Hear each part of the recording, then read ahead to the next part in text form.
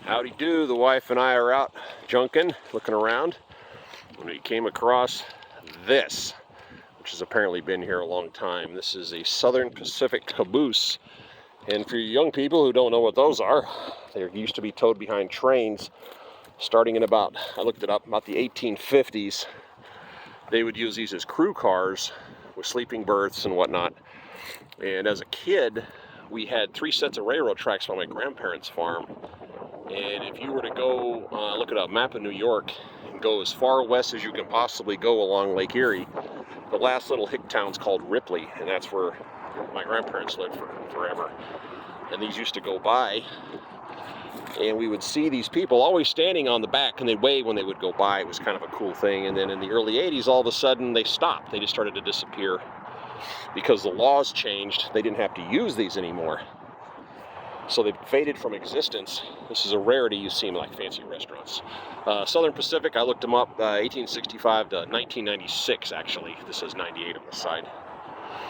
But we found this one sitting here. And I'll show you what we're up against.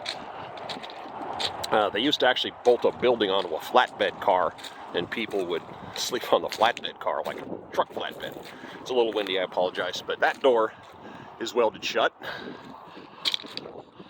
We are not the first people to come here, apparently. And I'll walk over here and show you what we found. So like I said, for about the last 40 years, these have gone out of service slowly. This door is locked shut. It can open a little teeny bit. But obviously somebody that moves better than me has been in here. Got a, looks like maybe a foot locker, a bunk, a little like stovetop perchance. I'm guessing there's a restroom in there somewhere with a view out the side. And being on the back side of a train, it wasn't just here for riding along, it was a safety thing, because you're towing a train a mile, 2 miles long.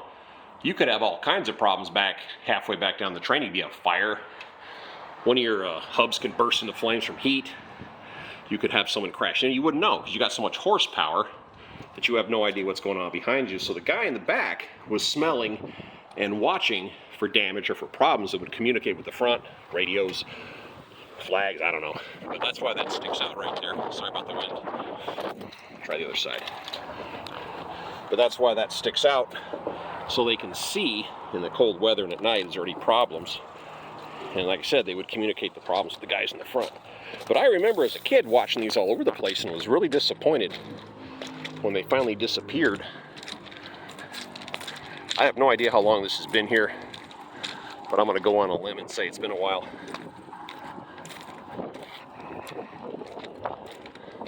Again, apologize for the wind.